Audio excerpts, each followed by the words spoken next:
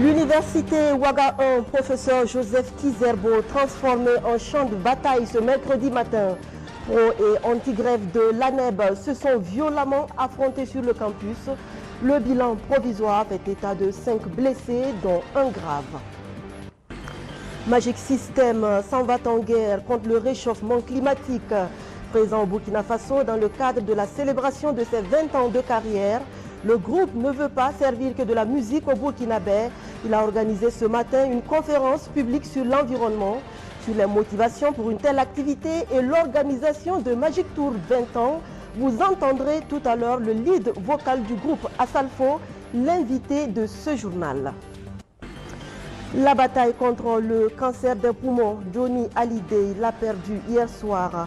Le rocker français s'est éteint en Île-de-France à l'âge de 74 ans. Voici pour les titres. Bonsoir et bienvenue à tous. On prend tout de suite la direction du palais présidentiel où de nouveaux ambassadeurs accrédités au Burkina Faso sont allés présenter ce matin leur lettre de créance au président du Faso. Ils viennent du Canada, du Ghana et de la République fédérale du Nigeria. Bessogré John Somda. 3 nouveaux ambassadeurs accrédités au Burkina Faso. Reçus ce mercredi 6 décembre à Kosiam, ces ambassadeurs sont venus présenter leur lettre de créance au président du Faso. Le premier ambassadeur reçu est son Excellence Ramatou Dunana Ahmed, ambassadeur extraordinaire et plénipotentiaire de la République fédérale du Nigeria auprès du Burkina avec résidence à Ouagadougou. Titulaire d'une maîtrise en droit et relations internationales, son Excellence Ramatou Ahmed est marié et mère de 3 enfants. À la suite de son Excellence Ramatou Dunana Ahmed, honneur a été fait à son Excellence Nabolina Saka, ambassadeur extraordinaire et plénipotentiaire du Ghana auprès du Burkina Faso avec résidence à Ouagadougou. Son Excellence Nabolina Saka veillera à renforcer la coopération entre le Ghana et le Burkina Faso, notamment sur l'interconnexion électrique entre Bolgatenga et Ouagadougou, le transport ferroviaire à travers la construction du chemin de fer jusqu'à Tamale et au port sec de Boankra au Ghana, et aussi sur les questions de sécurité alimentaire et de libre circulation des biens et des personnes. Professeur de français, Nabolina Saka est né le 27 novembre 1947, est marié et père de 7 enfants. Pour boucler la boucle, son Excellence Edmond Raphaël Dejean Vega, ambassadeur extraordinaire et plénipotentiaire du Canada auprès du Burkina avec résidence à Ouagadougou, est venu présenter ses lettres de créance. Lié par des liens de coopération et d'amitié depuis 1962 avec le Canada, le Burkina Faso bénéficie d'un appui du pays de l'érable dans les domaines de l'éducation de base, du développement de l'économie locale ainsi que dans les secteurs transversaux. Son Excellence Edmond Raphaël Dejean Vega est titulaire des masters en affaires option finance de l'Université du Québec. Il est né le 4 août 1972 et parle couramment français et anglais.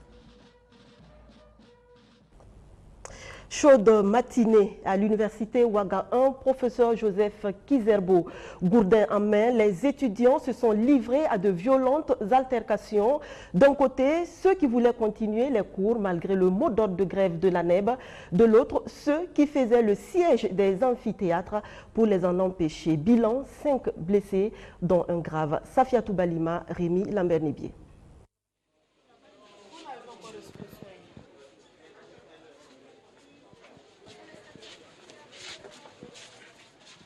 Ce sont là les clichés d'une épouvantable matinée à l'université Ouaga 1, professeur Joseph Kizerbo. Un temple du savoir transformé en un théâtre d'affrontement. J'ai reçu au total 5 blessés.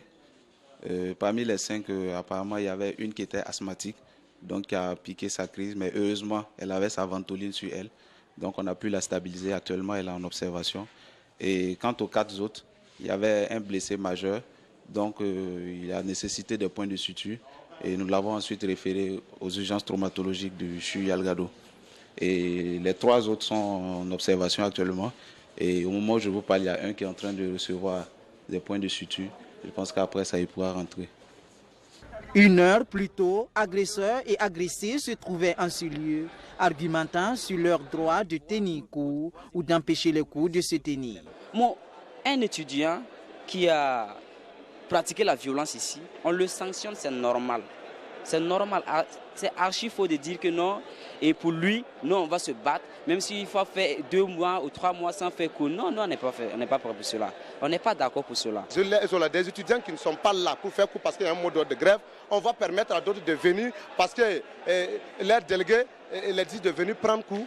C'est honteux. Pour ceux qui connaissent cette promotion, la moitié n'est pas là. En fait, j'ai une inquiétude. on a toujours des camarades ici. C'est les étudiants qu'on monte contre les étudiants. Cette situation de deux camps à l'université Ouara 1, professeur Joseph Kizerbo, est née de la décision de la présidence de l'université d'invalider les résultats académiques 2015 d'un étudiant membre de l'Association nationale des étudiants du Burkina ANEB pour cause de coups et blessures sur un de ses camarades. L'ANEB, estimant cette décision injuste, engage alors une série de grèves pour faire fléchir l'administration universitaire. Avec cette sanction-là, ce n'est pas autre chose, c'est l'ANEB qui est visée par la présidence de l'université. Ils veulent coûte que coûte liquider la structure parce que c'est la structure crédible aujourd'hui que les étudiants, à qui les étudiants font confiance. Tout d'abord, ils sont allés en grève pour 48 heures et ensuite 24 heures. Et maintenant, ils décrètent un mot d'ordre de grève de 112 heures, en comptant à partir d'aujourd'hui, demain et après-demain. Et donc, nous disons non à cette grève parce que tout simplement, le motif de la grève n'est pas noble. Et nous c'est pas que nous on est contre l'ANEB, non.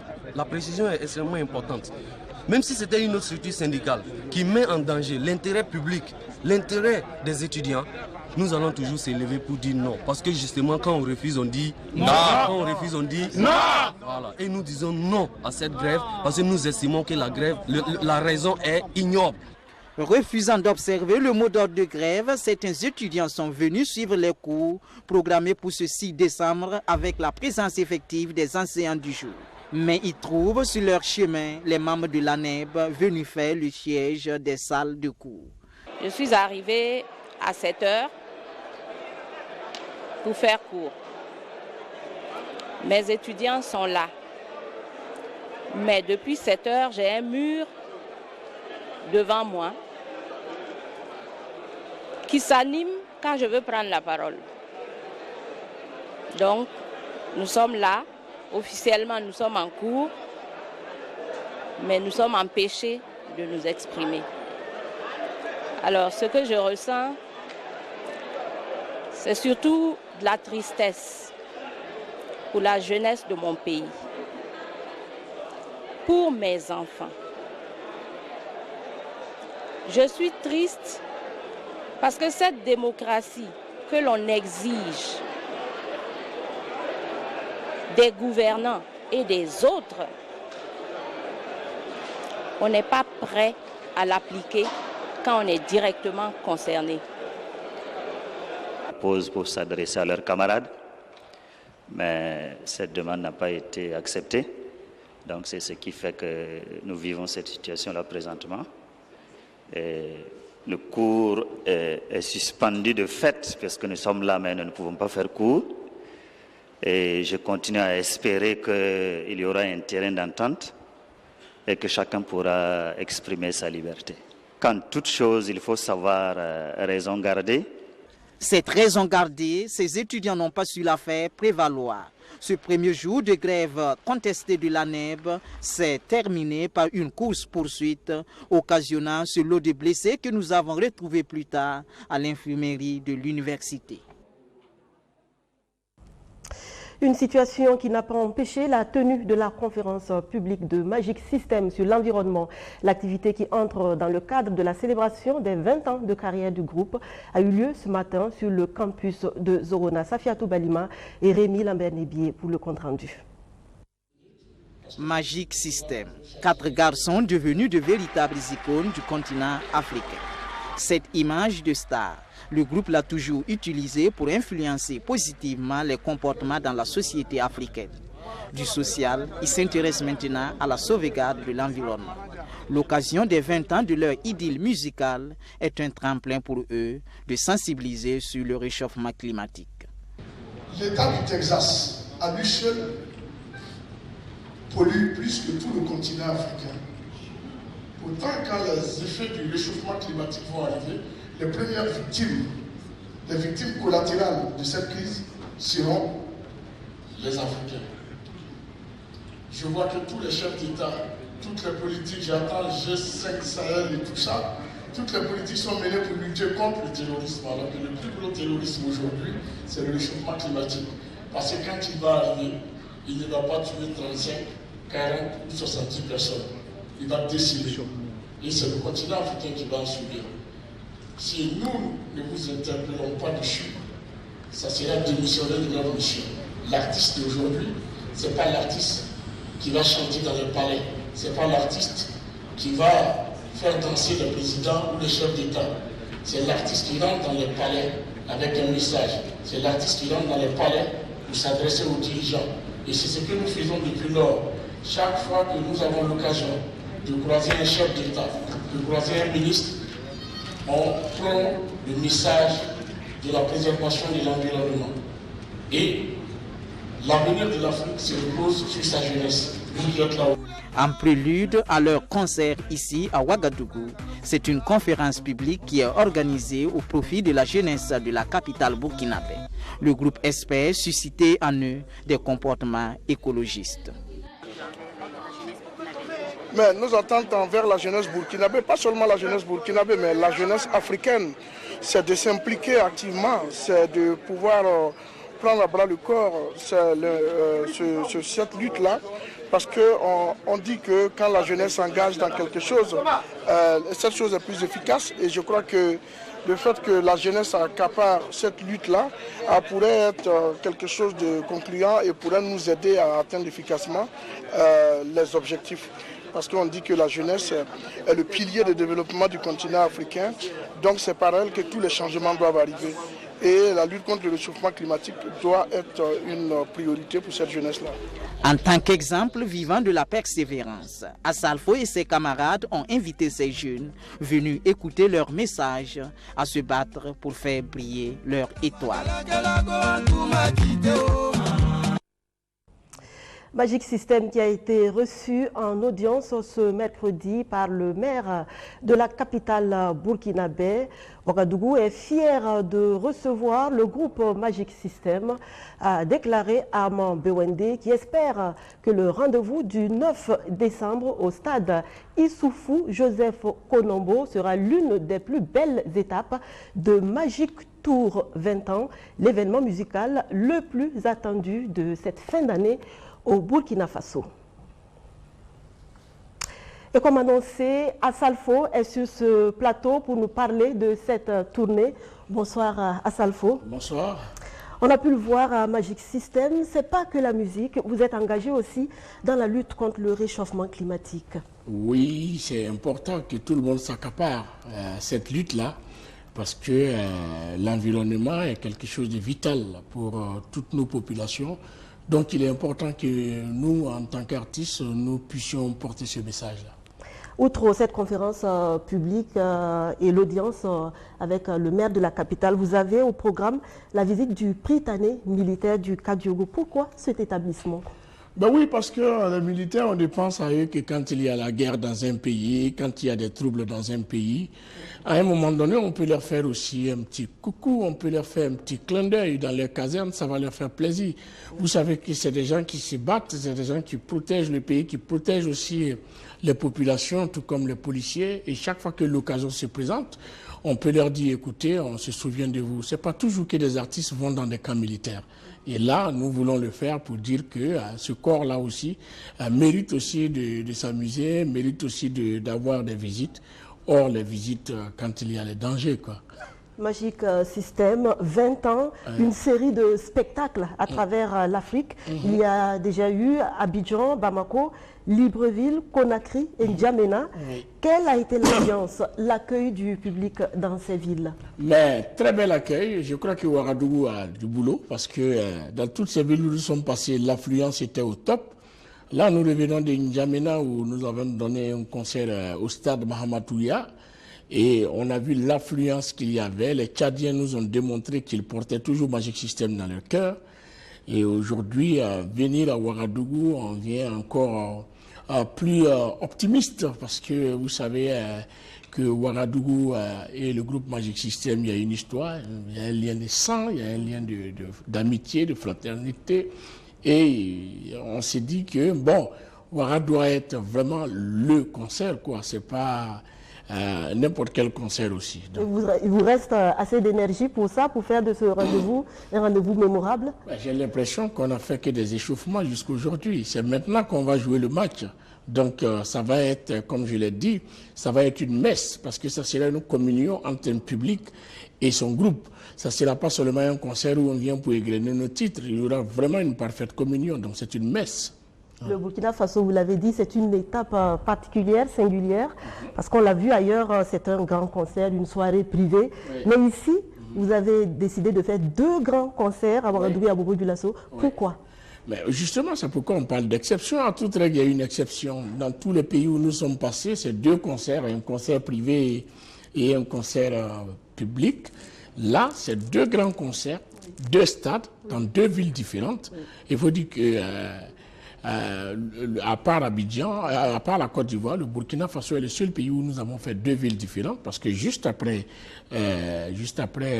Ouagadougou, nous allons prendre la route pour Bobo-Dioulasso, où nous allons donner un autre concert. Et je crois que en termes de mobilisation, je n'ai pas peur. Mes frères là, je sais qu'ils vont venir. C'est donc le plein d'énergie pour attaquer Ouagadougou et Bobo-Dioulasso. Tranquillement, tranquillos. Vous êtes dans l'air du temps.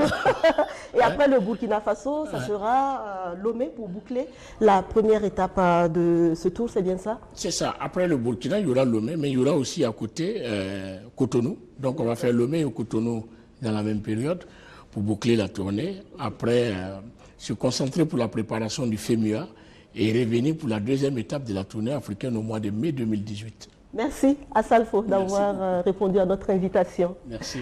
À Tenkodogo, dans le centre-est, s'est achevée hier la session de formation du Collège des usagers sur la gestion intégrée des ressources en eau. Le Collège des usagers, c'est la composante du comité de bassin représenté par la société civile. On se souvient que c'est le 18 octobre dernier que l'agence de l'eau du Nakambé a procédé à l'installation de ses membres. Roméo Kweta. Le collège des usagers est ce maillon du comité du bassin du Nakambé directement concerné par l'utilisation des ressources en eau. Il est composé d'organisations socio-professionnelles et de la société civile ayant pour mission d'œuvrer au changement de comportement des populations pour un usage rationnel de l'eau. Afin de leur permettre de réussir cet objectif, l'agence de l'eau du Nakambé, en partenariat avec l'Union internationale pour la conservation de la nature, outille ses acteurs sur les notions de gestion intégrée des ressources en eau. C'est des organisations diversifiées dans le domaine de l'environnement, de l'eau, du BTP. Donc tous ces usages-là autour des ressources partagées, on espère, avec les notions qui seront dispensées, recevoir d'eux, savoir comment ils font et avec les échanges, pouvoir recadrer, orienter, tirer des leçons pour que les bénéfices soient partagés. Donc c'est l'attente majeure comme ça. Cette formation revêt également un intérêt capital pour l'agence de l'eau du Nakambé dans sa politique de valorisation du bassin hydraulique du Nakambé. Le collège des usagers étant l'organe chargé de la réalisation du schéma directeur d'aménagement et de gestion de l'eau. Cette formation, c'est vraiment le premier acte de leur venue officielle au sein du comité de bassin. C'est eux, les usagers d'abord, que la ressource en eau intéresse en première position. C'est eux qui l'utilisent. C'est eux aussi qui la dégradent. Voilà. Donc il est intéressant qu'on les forme, qu'on les outille afin qu'ils puissent bien nous accompagner. Le bassin hydraulique du Nakambé s'étend sur une superficie de plus de 60 000 km² et couvre totalement et partiellement cette région du Burkina Faso. Mais la partie du bassin située dans l'espace béninois est peu entretenue. Le bras de la volta que nous avons, la Pandjari, souffre sérieusement. Vous voyez, c'est une rivière qui est devenue saisonnière. La dégradation est avancée, les abords sont totalement érodés et des petites actions, des petites initiatives de protection de cette rivière, c'est vrai, ont démarré, mais nous pensons qu'avec l'appui de la BV, nous pourrons aller plus loin pour préserver cette rivière. Et surtout, comme moi j'ai l'habitude de dire, lorsque la tête de la rivière se porte bien, la rivière aussi peut reprendre son régime. Donc, des initiatives allant vers la protection de la tête de Pandjari seraient vraiment les bienvenus. Ces 2 jours de formation devraient permettre à ces associations de comprendre les enjeux de la gestion intégrée des ressources en eau au Burkina Faso. S'organiser pour mieux répondre aux besoins des populations en matière de nutrition. Les nutritionnistes du Burkina sont depuis le 2 décembre dernier regroupés au sein d'une structure, l'Ordre national des nutritionnistes du Burkina. Son ambition, barrer la route à la malnutrition dans le pays. Sandrine Zougouri. Selon l'enquête Smart nationale menée en 2016, 7,6% des enfants de moins de 5 ans souffrent de la malnutrition et 35% de la mortalité infantile est causée par ce fléau.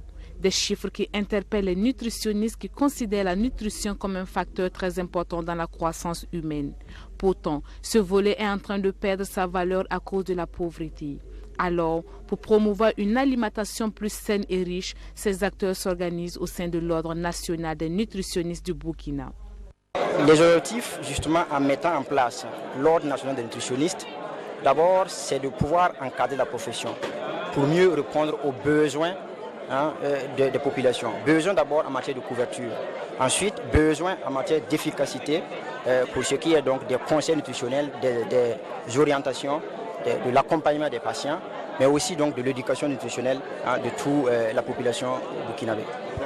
Un ordre national des nutritionnistes du Burkina, une première dans le pays. La naissance de l'organisation répond au souci de favoriser une visibilité des nutritionnistes sur le terrain. Selon ces messagers, tout développement passe nécessairement par une bonne nutrition. Rôle et place du nutritionniste pour un développement durable, c'est sous ce thème que s'est tenue cette cérémonie. Au vu de la mission qui attend les membres de ce nouvel ordre, le professeur Alfred Traoré n'a pas manqué de prodiguer des conseils à ses filleuls. Le message, c'est d'abord les encourager.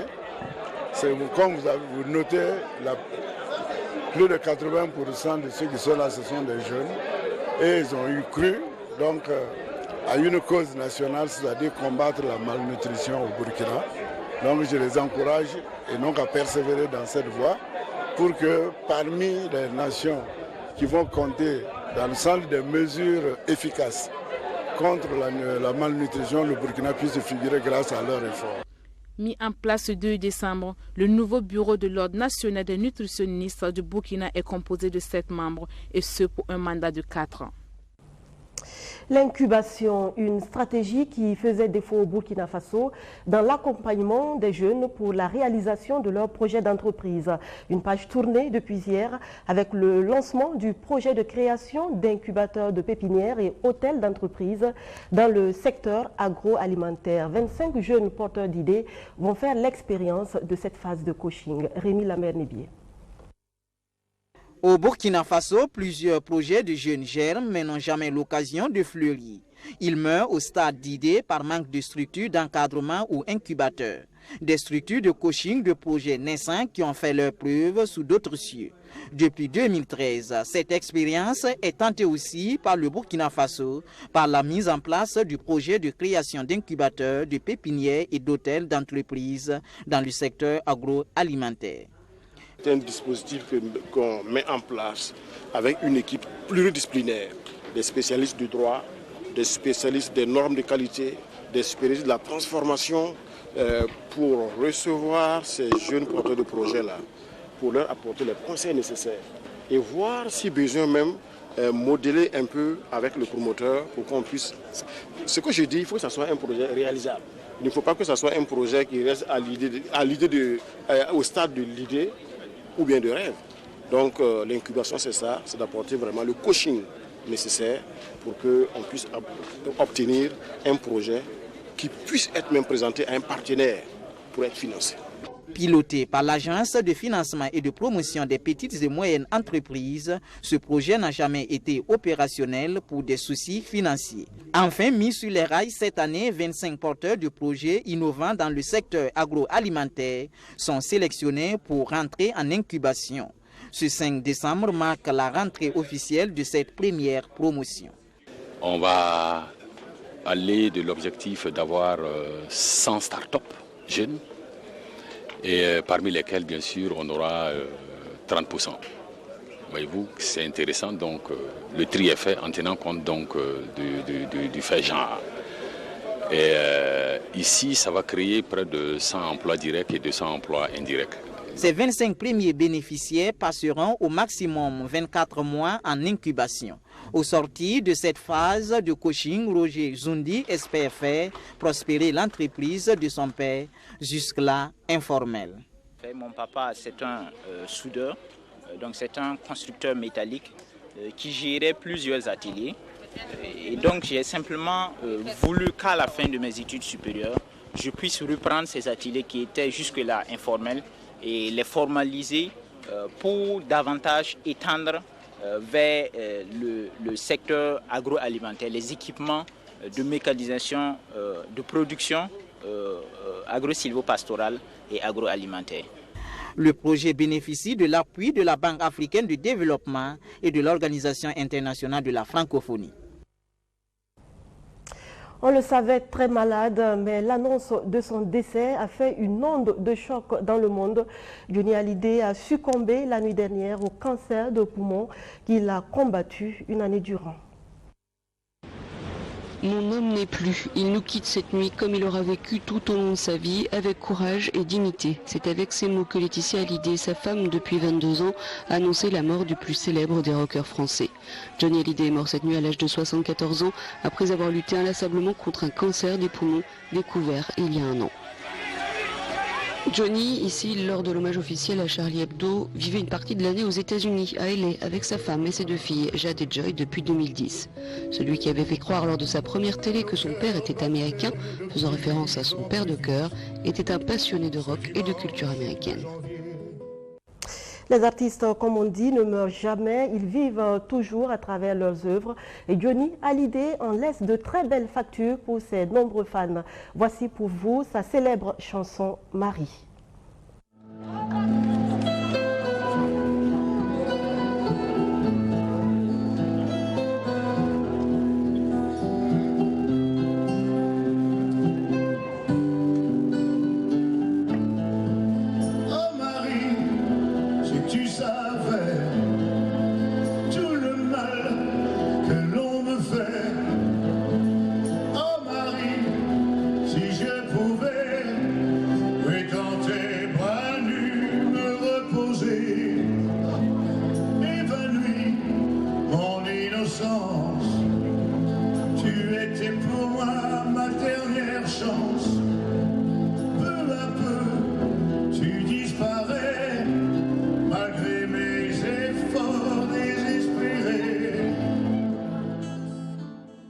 Merci de votre fidélité à nos programmes. À demain.